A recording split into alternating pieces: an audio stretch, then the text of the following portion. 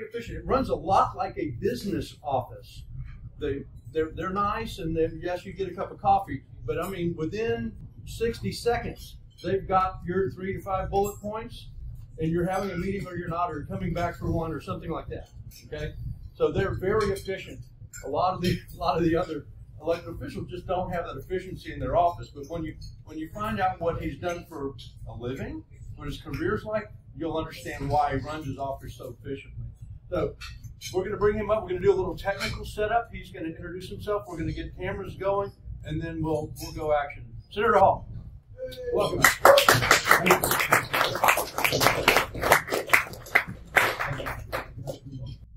While he's getting that started, let me just start this off. Because I've been working with Marytown Baltimore ever since COVID was first announced.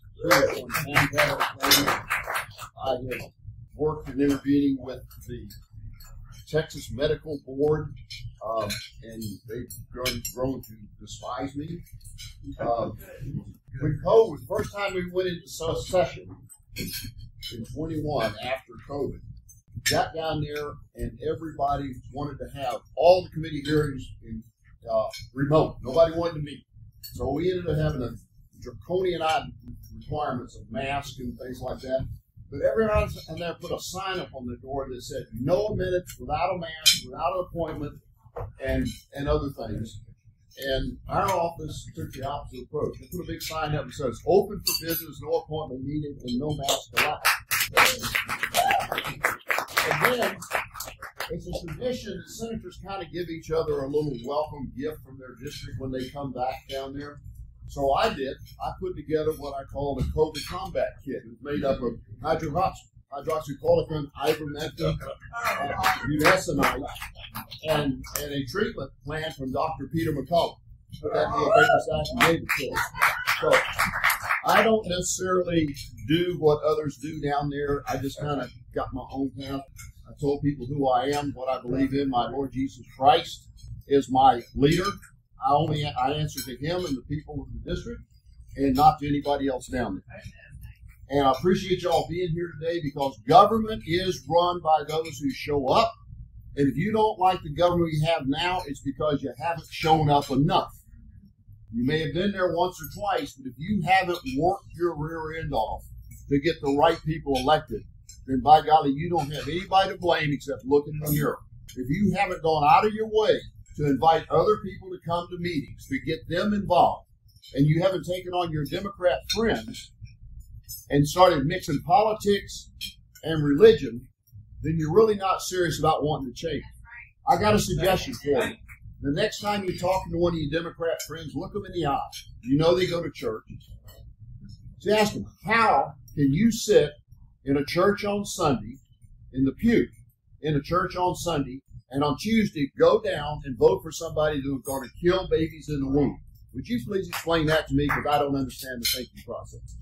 Believe me, it will get them to thinking about it, because nobody's ever asked them that question. So, but let me talk about, Joe, how much time do I have? Because You have 3 hours. That's not enough. That's not enough. Okay, I will get through this. Folks, we have a serious problem with elections. Harris County, you guys have an exceptional problem because of the people that you have in office. You take a bet. I'm going to talk about our process, our system that we have is a serious problem that everybody wants to ignore.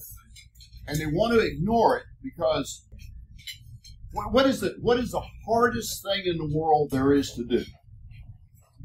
To get somebody to change what they've been doing.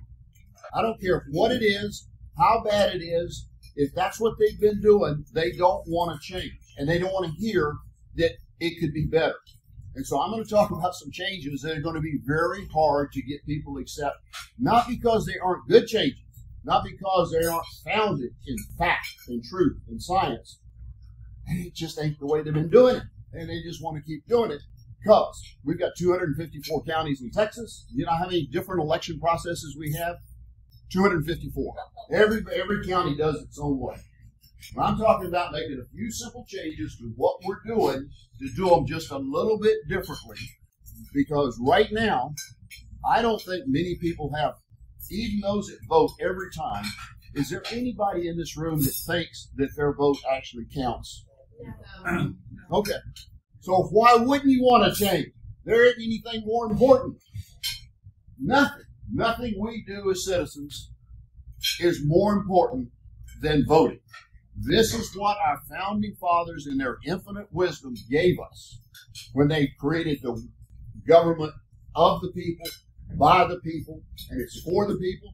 That's what they were talking about, voting, because you get to decide. There's not one of us in office that put ourselves there. You put us there, or you allowed whoever is there to get there by what you did or you didn't do. And that's what they intended. Nobody anoints themselves. You pick them. And over the years, the changes have been made by the legislature. And the problems we have are because of the changes that the legislature has made. I've just outlined a few of them. There are a whole bunch more than this. But just to highlight them, I'm going to read these off and see if you can tell me what the common denominator to each one of these changes was. We kind of nailed it down in between 1902 and 08. And then we brought in 1917 absentee voting.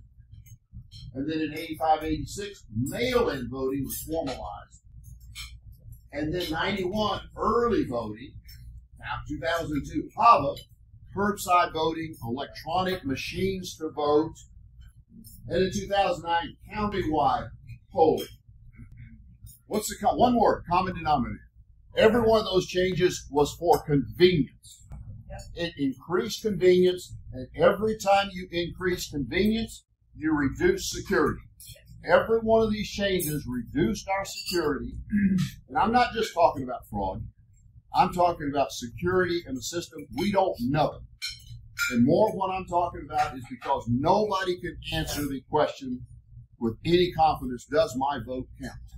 But I'm going to show you, when this is over, how we can make a few simple changes and end up with a system that when you walk out of that polling place, you feel extremely confident that your vote, the way you cast it, because you did it with your hand, and the process that it follows that is going to make sure it gets all the way to the Secretary of State's office just as you intended. And most of you say, oh, yeah, right. Okay. Let's look at a couple of things. Because it doesn't matter. And I'm not going to talk about fraud. I'll mention it, but this is not about changing because of fraud. This is talking about changing because of error. We just don't know. And it doesn't matter. If your vote gets messed up, whether it's fraud or by error, what difference does it make? It's messed up. We've got to eliminate both of them. Because either can change the voter intent and can change the outcome of the election, period. I'm going to tell you what we do know. There's not a whole lot, so this won't take long at all.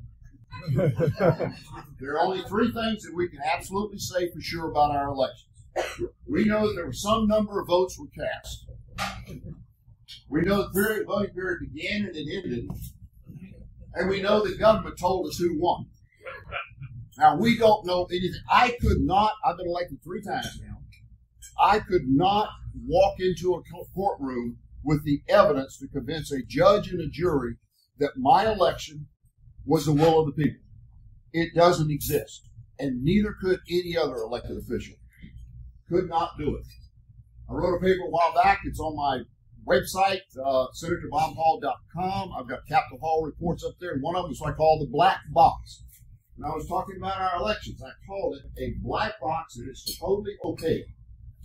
Our election processes are extremely complicated. There is absolutely no transparency in the whole process. There's no accountability. No one can be held accountable for anything, no matter how egregious it is.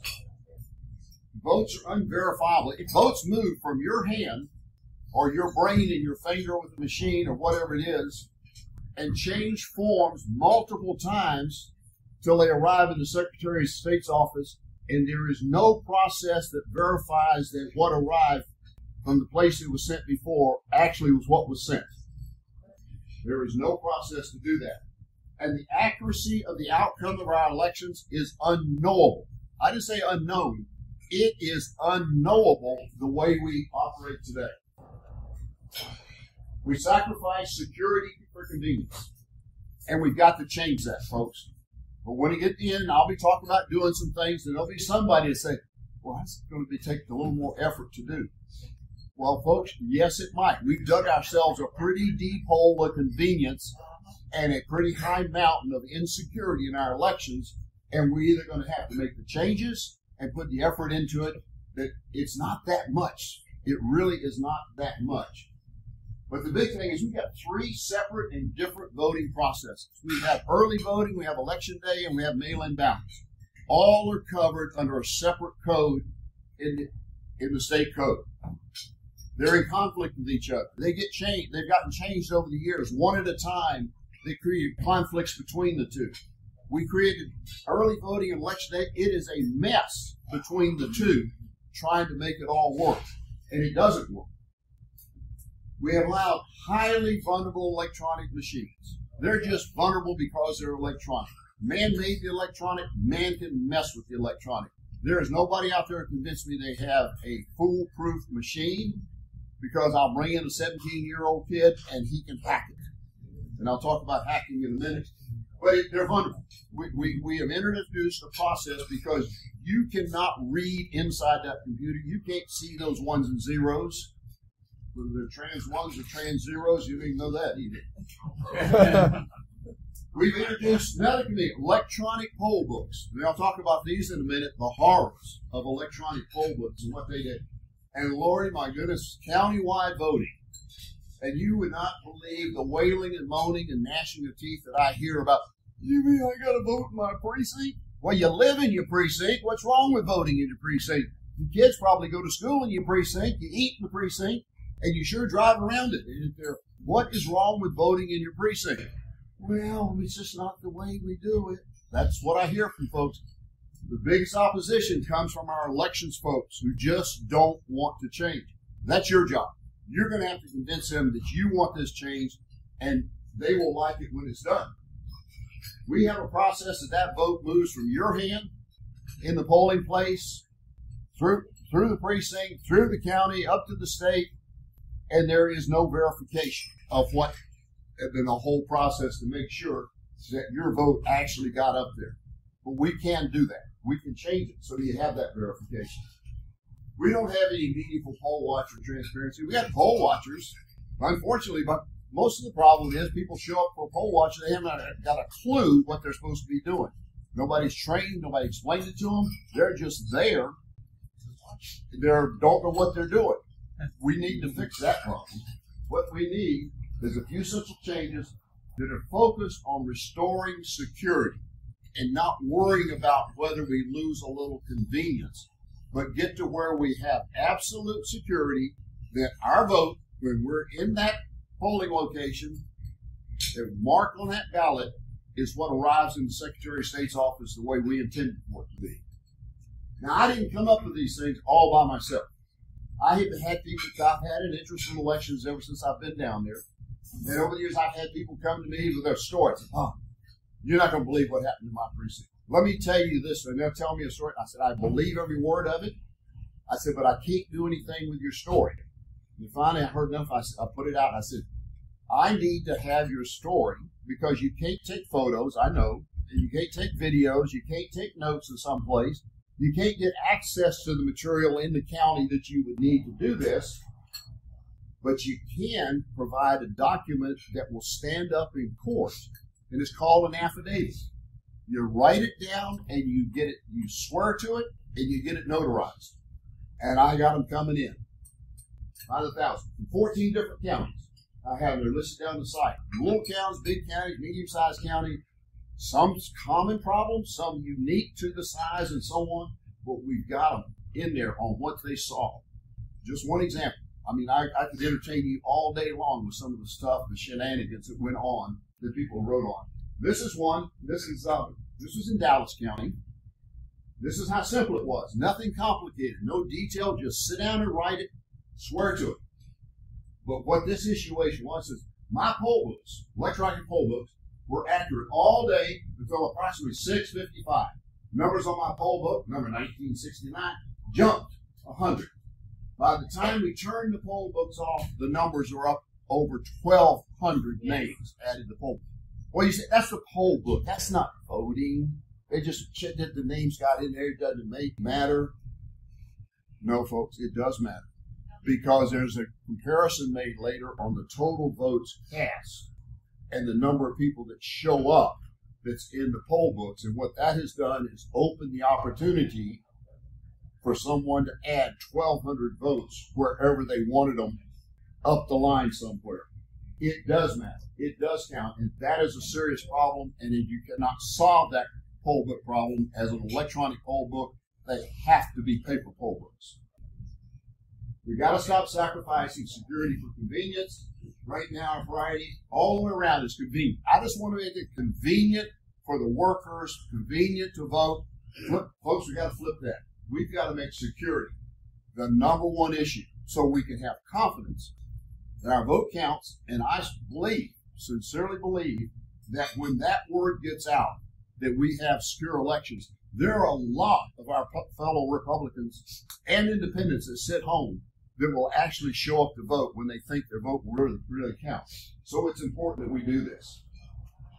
So, change we're talking about making. Now, my career before losing my ever-loving mind and running for office was as a systems engineer in the aerospace industry. We designed lots of things with major companies that were big and complicated. So we started with a top criteria, and that's what I did here. System, what do we have to have? We have to have one that's totally transparent, all the way from the precinct right up to the Secretary of State's office. We have to have one that has accountability each step of the way, not just somebody doing something in the dark of the night in the back office with the doors closed. We have to have something that truly, when they look at it, restores confidence in the outcome. It has to be easy to implement. Folks, we are living in the fast food, don't give it to me in big bites kind of world. We don't watch videos that are more than 30 seconds long, and we listen to people who use words in one syllable. Folks, we live the easy life right now, so we cannot have anything complicated and expect anybody to buy into it. And we sure can't be spending more money. It's a great idea, but it's going to cost us a whole lot more money. How about something that actually saves us money? We'll do that. It's something that would be, when the people understand what's involved, it actually increases the turnout.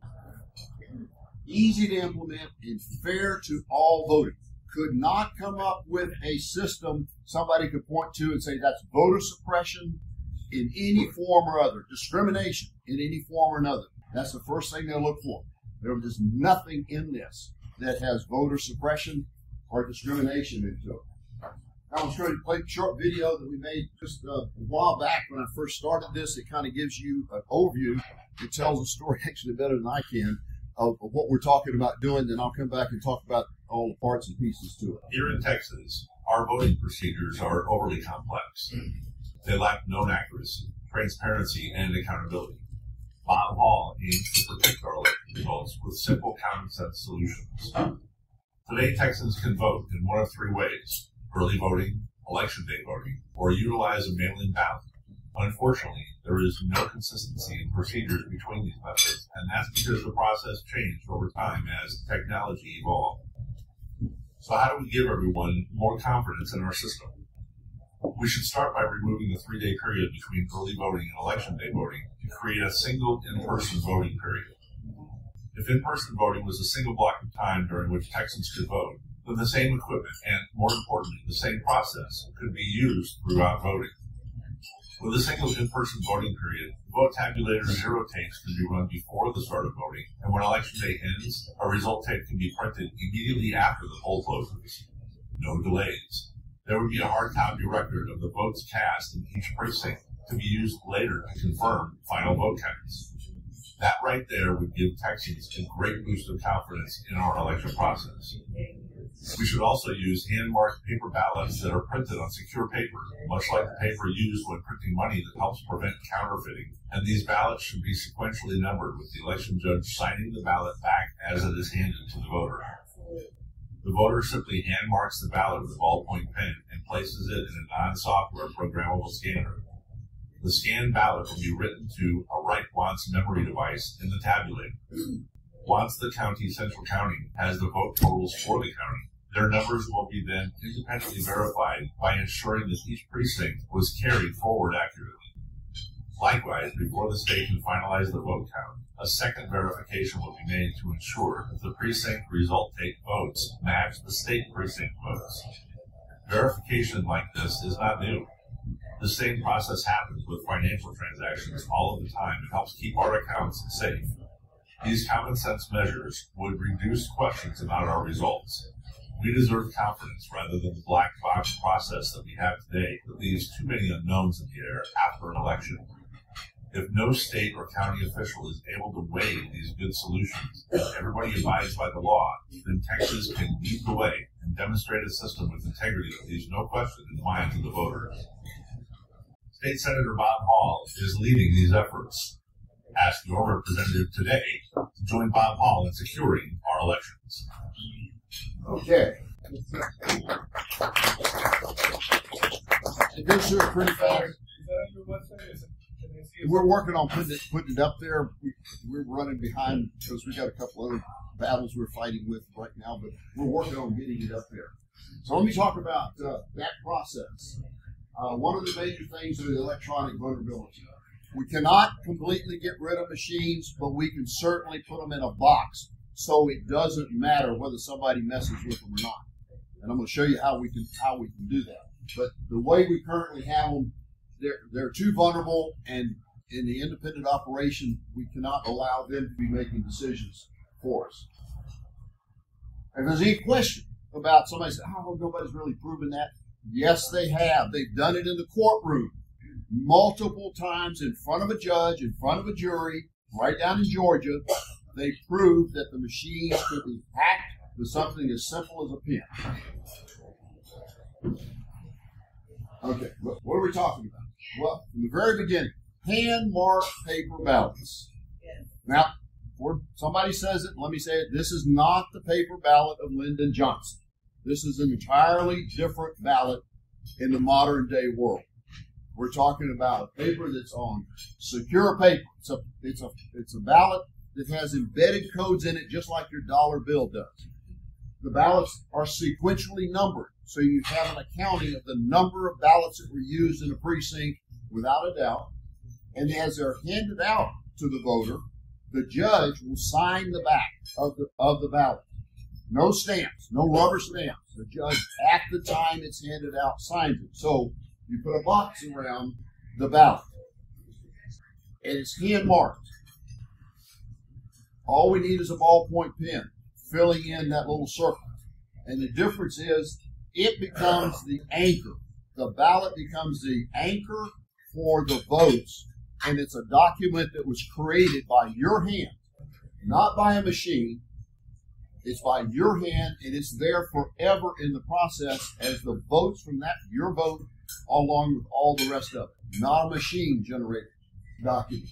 And you'll see later why that's important. I have paper poll books because we're going to vote by precinct. Paper poll books printed 30 days before the election, because if you're not registered, you can't vote. So you print those 30 days before the election. The hand-marked paper ballots will be read by a dumb optical reader. By dumb optical reader, I mean it's programmed with hardwired, an EEPROM. We do it all the time. It's nothing new to it. It's just not software. It's not vulnerable to electronic remote manipulation. It's strictly it's hardwired what the program is for that election. There are machines out there today that can do this. And then the memory, you'll have a hard drive in the machine, and then the memory for counting a stick you saw there, it will be a write once memory stick. It can be written to in the tabulator when it's counting votes, but you take that drive out of there, and it can only be read. You can't write to it in another machine. So you don't have the problem we've had reporting where memory cards got waylaid on the way to central counting, and when it arrived there was an entirely different vote structure on that memory card. These can't do that. That's in the law today, using those. The big change. The one that's going to cause the great wailing, moaning, and gnashing of teeth is a single in-person voting period. Yay. Single in-person voting period. I'm proposing 9 days. There's nothing magic about 9 days. It's not 14 and it's not 1. It could be anything in between, and I'm not going to fall on my sword on any number around there in the number of days. What's important is that it's continuous, because this now gives us, with precinct-only voting, a single in-person voting period, we can run the zero tapes in the precinct minutes before the poll opens to show there are no votes in the machine. And then as soon as the polls close on election day, you can run the results tape. Right then, judge, deputy judge, and 2 poll watchers running the results for the precinct minutes after the poll closes, and then immediately from the precinct posting that result on a county website, basically all at the same time, taking away the opportunity and time for error and fraud, because it's done bang, bang, bang, all at once, and there it is. And that result that got posted that night, right after it, now becomes the anchor going forward to the county and to the Secretary of State, And then, just to make sure, when the county does its thing, putting all the votes together from the precinct, and then adds in the provisional ballots and the absentee ballots for the final to go to the Secretary of State, before the county can send that to the Secretary of State, each precinct judge has to verify that the numbers for their precinct are what they gave them right after the poll closed. Now we've gone from your finger, your hand, to the county, and it's been verified it's still there at the county. And now it goes to the state. The state puts together all the counties, big and small, get the final results for those that are cross-county or whatever it is, before the state can make their final or official announcement. Guess what? They have to come back to the county to ask for approval that their numbers for the precinct, all the way to the precinct. See, this keeps all those precinct judges involved. You don't have one person that's going through. You've got a myriad of people that are involved in approving each little piece.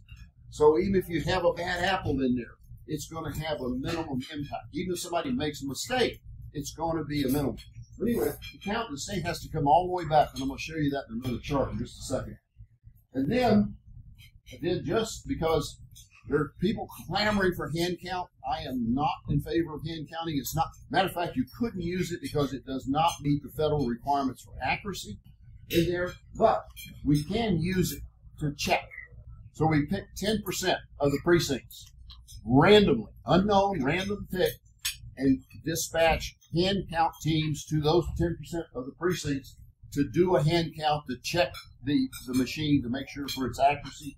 And then any candidate that loses by a narrow margin, say 3%, and I don't care whether it's 5, 2, or 1, but a narrow automatically gets a hand count validation to make sure. So you get the good parts of hand counting without all the cumbersome of the hard part out there. Now let's talk about voting, the machines. A couple sessions back, the legislature said these DREs, the director issues, where there's no paper, you just went in and punched something and you had no idea what was done. So we got to have paper ballots. So the company came back with paper ballots. Does this look like the paper ballot that you use here in Harris County? No. Huh? No. Okay. Well, they're all kind of similar. This one in particular, though, this is the other one has a QR code. Do you have HART or ES&S? Okay. HART is a little bit different. This is ES&S, which is in most of the state. Most of the state. HART has a much smaller number of counties. But this section down here where it lists the names, and this is in the majority of the county, this gives people real good feeling when they read their ballot that their ballot, they got it right. They got the name on it. You had Trump on there, you had Abbott, you had Patrick, you had Cruz, you had Bittencourt, you had whoever in there, and you feel real good. The problem is, this is what the machine reads, is the barcode at the top. There's where the vote transfers. So we've lost it. The paper ballot here is meaningless. They scammed us, and we've got to get away from that. Besides, why do we want to continue wasting money on machines? Spend $35,000 for machines in a voting location to do what we could easily do with a 10-cent ballpoint pen. Now, maybe a 25% for Biden in your economics, but maybe 20. But folks, we all learned about the third grade how to color within the lines. And that's all you need to know to make them up on a hand-marked ballot. And the other thing is, I've had the complaints I've gotten about using the screen and electronic are really not fixable for everyone. One group that comes in and has come to me and said, you know, Bob, you got to do something about the information on those screens. They put up too much information, and it's hard to decide which one goes with which button and so on. There's too much to try to look at all at one time. Why don't you have it so only one thing comes up at a time, we vote on it one at a time, and get through it? Well, then the other group comes in and says, Bob, you got to do something about the stuff on the screen. It takes us way too long to vote. You don't have enough information up there. You need to get more information on the screen so we can get through the voting faster. Folks, you don't have to worry about that with paper ballots. You go at your own pace, skip an item, come back to it. Just simply curl it within the lines. The advantages of a hand-marked paper: it minimizes electronic vulnerability, simplifies the process, reduces equipment costs, increases transparency, improves accountability, allows for American-made equipment. All of this could easily be made right here in America. It could actually even be made right here in Texas. It minimizes the software, almost none, very little software. All checkable, though. Allows for a standardized state process instead of 254. Very friendly, user-friendly. There's nothing difficult about any of this process. It allows for end-to-end vote verification. It allows for standardization of the ballots. All good things about it. Big thing that stands in the way is the issue of this two in-person voting processes. Different rules, wasted time in between early voting and election day. There are separate rules, separate law, a lot of wasted time moving machines, relocating, doing things differently, and then the gap of 3 days where who knows where the machine is and who has access to it to do whatever they want to during that time period. Eliminate that. You get more opportunities for fraud, more for error, more equipment's needed, just a single in-person voting period. Move from what we have now, the 3-day gap, about 14 days of early voting, 3 days where there's opportunity and time to do whatever, including a lot of mistakes. And one single period, I suppose 9 days. It starts on the second Monday before the second Tuesday of the voting month. Runs right straight through. Gives you 1 weekend of voting and plenty of time. And it's nothing new. I didn't invent this idea. This is nothing new. I stole it from 21 other states that do it. There are 21 other states that have a single in-person voting period, and they think they love it. There's no reason we can't do it. Now, okay. Just about near the end, I just want to, this is the engineering. I'm a systems engineer. In systems engineering, we design things from scratch. We created first what's called a functional flow diagram with interface definitions, and that's what each of those boxes is up there. We got the precincts in the blue, the county is in the red, and the state is in green. Now let's look at the precinct first. And in the precinct, we start out very simply. Paper poll books. 30 days before voting are printed with a chain of custody of it. And we have hand-marked paper ballots on secure paper with a judge's signature, sequentially numbered, and signed.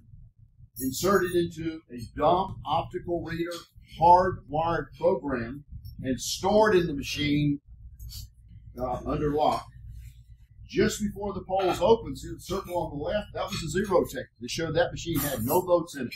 And as soon as the poll closes, the bubble on the right, that gets printed. And there you know what the precinct vote total is a few minutes after the polls close on election day. They take and send that memory disk up to the county, which uses a similar reader as what was the optical scanner to read all the disks. Once they've done that, they're checked back. The red ball on the left is going back to check with the precinct to make sure the votes have stayed the same. And then they send it on to the state. State puts it together, and the green ball is coming back to the county, back to the precinct to re-verify that the precinct votes are still the same at the Secretary of State's office as what they were at the precinct minutes after the polls closed. Your hand-marked paper ballot, then you put that mark on the paper yourself. No machine did it for you. You did it yourself. Remains a key part of the process forever, because that's the anchor you go back to if there's ever any question, is a hand count of those paper ballots that you yourself.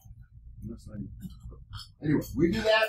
No longer have a black box in there, but we do have a system. The pieces fall together to make a complete picture. Secured number paper ballots, precinct-only voting, paper poll books. These are the key elements to it that we need to get changed. Hardwired optical scanner, mandatory zero and results tapes, the random on-demand hand count to make sure the machines are right. The right once memory card, that's in law now. We have that. Single in-person voting period, that 9-day time. Tally verification, county to precinct, check, make sure. Tally state to county for checking. And then there are a few other things. I couldn't talk about all the changes. One is voter roll integrity. We have to up our voter roll integrity. I've got a bill that we're already working on, I'll submit, that will force us to re-register everybody in Texas before the next election. This is when we go in January 2025. And that's going to be closed primaries. Closed primaries. Everybody registers as either a Republican or they register as a Democrat. And or they just register. Only Republicans can vote in the Republican primary. Only Democrats can vote in the Democrat primary.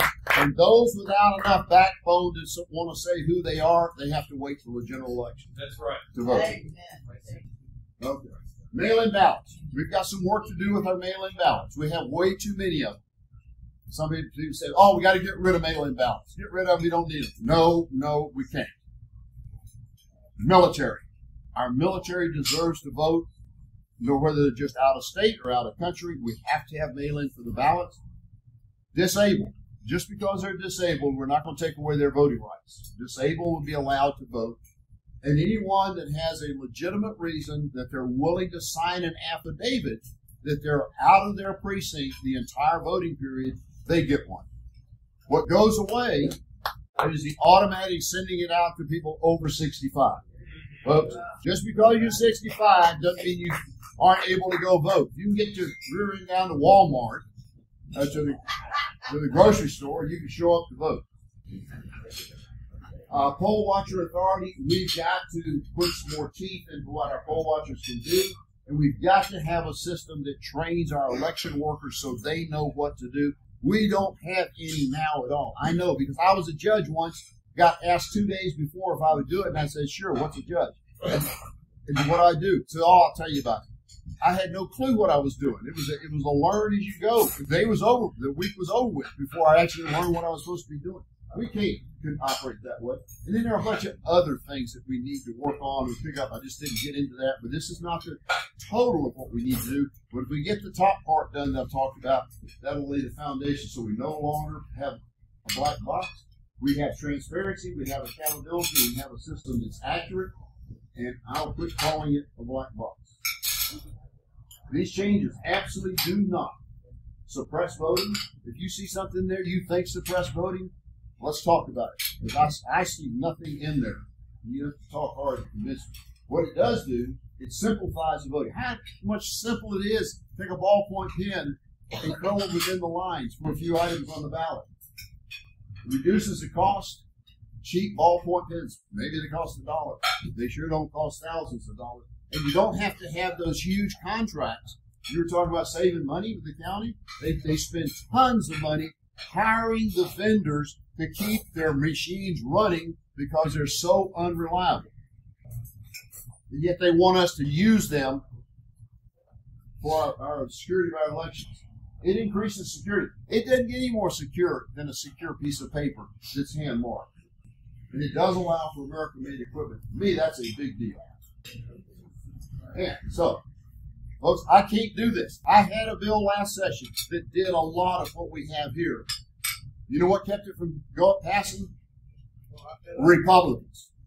I could not get enough Republican support to get this passed. You know why? That's not the way we do it.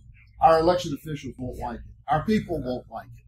Folks, if we're going to get this changed, I'm counting on you guys to convince your House member and your senators and your lieutenant governor that this is what you need.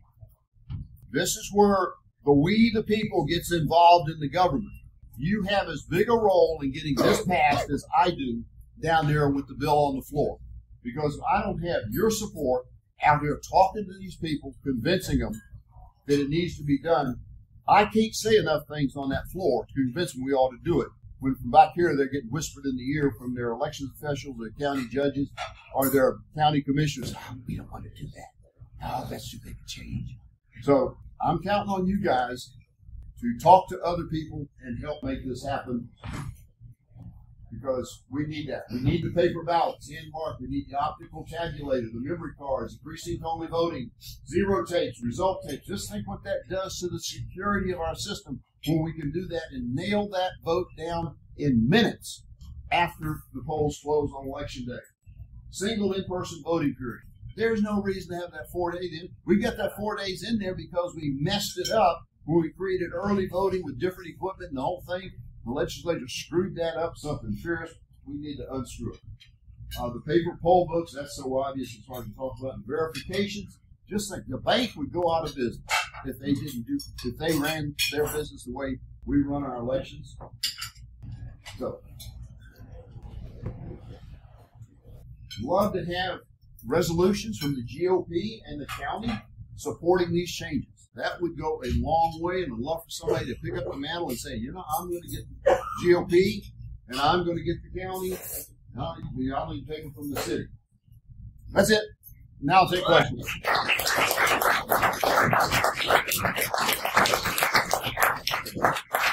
Just before you, when I started, I said I would give you confidence, a system that would give you confidence that your vote actually counts.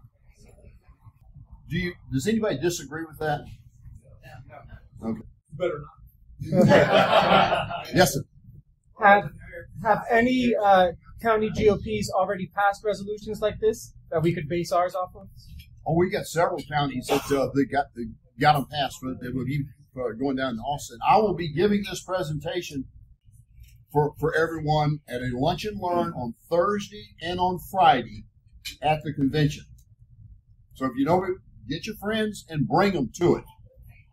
Bring them to it, send them to it, whatever. But even if you're not a delegate, you can attend the state convention. Yeah, you can attend. And if any of you belong to another group, another organization here, and want me to come to your organization and talk about this, we will come. I will be there. I'm talking to as many groups as I possibly can right here. Just talk to Chris or I, get the information, and give us some dates, and we'll work on it. Chris in the back, sign up right there with him, and you get in touch with him. That's Senator Hall's assistant. I think, James, you have a question? I do. Thank you, Senator, for sharing this today.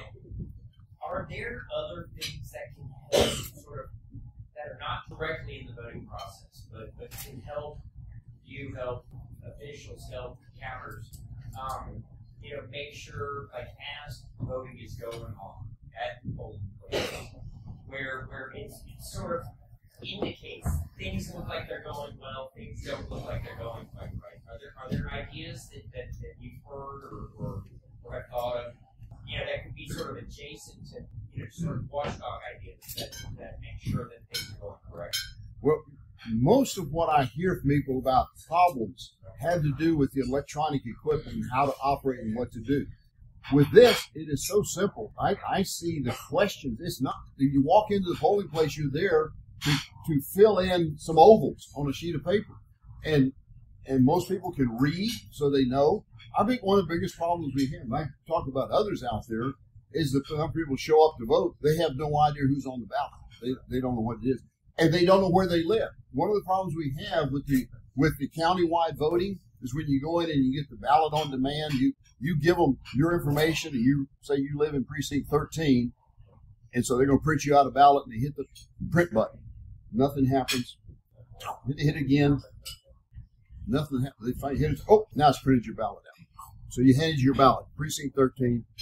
You come in, right? You're standing right behind me. You're in precinct 27. And you give them your information, so they hit the print button and hand you your ballot. You got his ballot. You got the same one was given to him. It was in the queue. But you don't know it because everybody has Abbott at the top or Trump at the top. But you haven't got a clue who's running for the items that people down here below. So you don't know that it was out. We had that problem has existed that was only recently discovered. That's right. Yes, Mark. So if you go to the 9-day contact voting down, early voting, Yeah. condense that to a solid block of time. But if you go through there, since a lot of things we do are in like schools, elementary school or a gym or this or that, you don't have it in the precinct. What kind of facilities? How do we gain access to facilities for a full 9 days? Okay. That is one of the challenges because that's a different problem in every county. And it's going to be up to the county to figure out. Now, what we are going to allow in here are polling locations. That is, you can have a polling location that has multiple precincts in it. And that way you get the efficiency of a single staff with multiple precincts. When you walk into there, there's only one machine that you can take your ballot to, and that's your precinct ballot there. The staff over here will handle it, but you can take yours. You will go to one to multiple. So you have to find places. And my answer to that, we hold revivals in tents for a week. We can certainly hold voting if we needed to. I would, people will laugh at that, but innovate, adapt, and overcome. That's what I learned at the Citadel. There are no problems you can't solve if you're willing to innovate, adapt, and overcome whatever it is. There's a way to solve the problem. It may not be the cookie cutter solution that everybody wants. It may be a little oddball, but by golly, there is a solution to every problem out there. Yes, sir. Thanks very much, Senator Hall, for your work on this really important issue. I have 2 questions. One, is there a name for your bill? So if I call my representative, I can say, I want you to support the election integrity bill or whatever. Just tell the bill that I'm pushing. Okay. Because people are getting the word that what I'm pushing. No, we won't have a number or a name. Okay. It will end up being multiple bills because we will have a bill for each one of the parts, and it'll be structured such that we can add other parts to the bill if we get a hearing on one piece, and we'll have an omnibus. And so it will be a juggling act in a circus trying to get it passed. But those elements that are on there is what we need to have. Okay. And then the second question, just real quick, is so the thing that scares me most, and maybe we don't have this in Texas, but is this amorphous period after the election is supposedly over, where mail-in ballots can trickle in, votes can continue to be counted while they count every vote, and it gives people an opportunity that are up to no good, a chance to figure out how many votes they need and do something about it to make the election go how they want it to go. Is that an issue that is a problem in Texas that needs to be addressed? Yes, by your yes, bill? it is. Okay. We need to tighten up on signature verification and in the process of requesting ballots. We got to stop this. Everybody sending out a mail-in ballot application in there. Okay. It should come from the county only, not from another source out there. But it's one of the items we're going to have to work on. It's just not included in this. Or we'd be having breakfast tomorrow morning if I talked about everything we changed. Had one back here in the back. Yes, thank you very much for your speech today, Senator Hall. I have one question, and that is consequences. It seems like there's no consequences. You have fraud, you have malicious things that happen, and it seems like since there are no consequences that I'm aware of for voter fraud, how are we going to stop it? Because if they get away with it, they'll do it anyway. You're absolutely right. There's no problem. We have one of the biggest problems we have in Texas. We have a whole lot of law with no consequences if you break it.